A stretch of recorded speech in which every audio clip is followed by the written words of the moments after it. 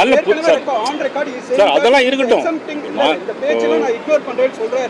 நான் சொல்கிறேங்கண்ணே, நான் சொல்லுங்க கொஞ்சம் தயவுசு புரிஞ்சுட்டு பேசுங்க. அதான் என்னென்னா அது ஒரு பக்கம் இருந்தால் கூட முழுக்க அவர் படித்து கேட்டுட்டார். அவர் கேட்ட பிறகு சபாநாயகர் வந்து தேவையில்லாத வார்த்தைகள் பேசும்போது தான் எழுந்திரிச்சுப்பார். அதில் தான் முரண்பாடு எங்கே ஆரம்பிக்கு நல்லா புரிஞ்சுக்கிடுங்க. முரண்பாடு எங்கே ஆரம்பிக்குன்னா முழுக்க கேட்டுட்டார், உட்கார்ந்து முழுக்க கேட்டுட்டார். அப்போது சபாநாயகர் பேசுகிறத அவருடைய உதவியாளர்கிட்ட தமிழில் கேட்குறாரு, என்ன பேசுகிறாங்கன்னு கேட்குறாங்க. கேட்ட பிறகு இதெல்லாம் இந்த வார்த்தைகள்லாம் வந்தோடனே தான் சபாநாயகர் இதெல்லாம் பேசாமல் இருந்திருந்தால் முழுசாக இருந்திருப்பாங்க. சபாநாயகர் இந்த வார்த்தையை பேசாமல் இருந்தால் ஆளுநர் முழுசாக இருந்திருப்பாங்க. அது எந்த மாற்றுக்கிறது கிடையாது. முரண்பாடு எங்க ஆரம்பிக்குதுன்னா கவர்னர் படிக்க ஆரம்பிக்காத போதே முரண்பாடு ஆரம்பிச்சிச்சு. இல்ல அதெல்லாம் அப்புறம் ஆரம்பிச்சா அவர் இருந்திருக்க அவசியம் இல்லைல்ல. படிக்கலாம் முடிஞ்சு போச்சு, படிக்க வேண்டியது அவரோட கடமை தானே. நான் சொல்லுங்க நல்லா புரிஞ்சுடுங்க. அதாவது ஃபுல்லா கேட்டுட்டாரு,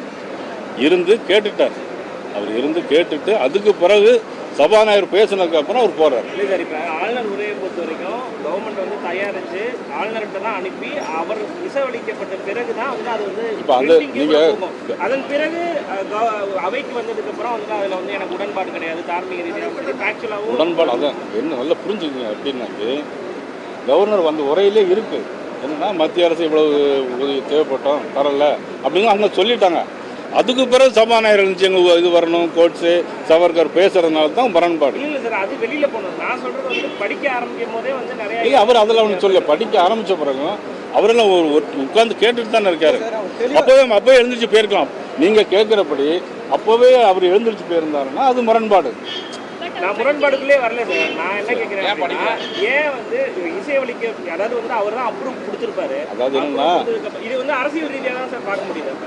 நீங்க எப்படி வேணாலும் பார்த்துக்கலாம், மக்கள் எப்படி பார்க்கலாம், நீங்க எப்படி வேணாலும் பார்த்துக்கலாம். அதுக்கு நாங்க பொறுப்பேற்க முடியாது.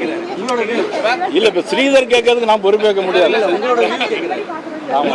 இல்ல என்னுடைய வியூ வந்து முரண்பாடு வார்த்தைகள் தேவையில்லை. அதாவது எப்பொழுதுமே எந்த சபாநாயகரும் எந்த மாநிலத்திலையும் இந்த மாதிரி நடந்தது கிடையாது. சார் ஆனால் வந்து பிஜேபி ரூலிங் ஸ்டேட்ல கவர்னர் இருக்கும், கவர்மெண்ட்டுக்கு எந்த பிரச்சனையும் கிடையாது. ஆனா நான் பிஜேபி இப்போ அந்த பிரச்சனை கிடையாது. இல்ல சார், நான் பிஜேபி இப்போ இன்னைக்கு கவர்னர்ஸ் எல்லாமே இது மாதிரி தான் ரியாக்ட் பண்ணிட்டு இருக்காங்க. So governor bringing politics into the அசெம்பிளியா? அது எனக்கு தெரியாது. நீங்க வேணா எங்க வேணா பேசிக்கங்க, அதை பத்தி பிரச்சனை இல்லை எனக்கு. இப்போ இன்னைக்கு நடந்த பிரச்சனைக்கு என்ன காரணம் நான் தெளிவாக சொல்லிட்டேன். கவர்னர் வந்து முரண்பாடு கிடையாது, உட்கார்ந்து முழுசா கேட்டு முடியும் போது ஏற்கனவே அதோட குறைகள்லாம் சொல்லியிருக்காங்க. கவர்னர் உரையிலே சொல்லியிருக்காங்க. என்னென்னா இவ்வளவு பெருவெள்ளம், வரலாறு காணாத வெள்ளம், இவ்வளோ நிதி தேவைப்படுது, மத்திய அரசு தரலை, நாங்கள் மாநில அரசு செஞ்சோம் அப்படிலாம் சொல்லியிருக்காங்க. அதில் மாற்று கருத்து இல்லை. நாங்கள் அதுக்கு ஒன்றும் மறுப்பு தெரிவிக்கலை. ஆனால் கவர்னரும் அதுக்கு மறுப்பு தெரிவிக்கலை. எப்போ பிரச்சனைனா கோட்ஸே சவார்கர் ஏன் வருது அப்படின்னு அதில் தான். சார் இப்போ கடைசியாக இன்னொன்று சொன்னார் இல்லையா, இப்போ வந்து பிஎம் கேர் ஃபண்டில் வந்து 50,000 கோடி கேட்குறாரு அவரு. அதில் என்னன்னா இல்லை மாநில அரசு கேட்குறது உரிமை. அது எந்த திட்டத்தில் எந்த கெட்டில் எவ்வளோ கொடுக்கணுங்கிறத அவங்க மத்திய அரசு கொடுப்பாங்க. அது வேற விஷயம். இப்போ வந்து இன்னைக்குள்ள மரபு மீறியது யார்? என்ன உட்காந்து ஆளுநர் முதல்வர் எப்போ உட்காந்து பண்ணி பேச போகிறாங்க? அது சார் ஒரு நிமிஷம். தமிழ்நாட்டில் நீங்கள் முன்னாள் அமைச்சராக இருந்திருக்கீங்க. தமிழ்நாடோட அசம்பிளியோட மரபு வந்துட்டு உங்களுக்கு தெரியும். ஆனால் கவர்னர் வந்துட்டு அவர் இதில் வந்துட்டு அவர் ரெக்வஸ்ட் பண்ணுறாரு. இல்லை அதுக்கு இல்லை நான் அதான் நான் ஒத்துக்கிறேன். Change the tradition of the Tamil Nadu assembly. இல்லை அப்படி எந்த ட்ரெடிஷனையும் சேஞ்ச் பண்ண நான் நினைக்கல, நான் சொல்லவும் இல்லை. நான் அவருடைய கருத்தை அவர் சொன்னார். அவருடைய கருத்தை சொன்னாங்க, ட்ரெடிஷனை மாற்றணும் அவருடைய கருத்தை அவர் சொன்னாங்க. ஆனால் எங்கே முரண்பாடு வந்தது மட்டும் நீங்கள் புரிஞ்சுக்கிட்டா போதும்.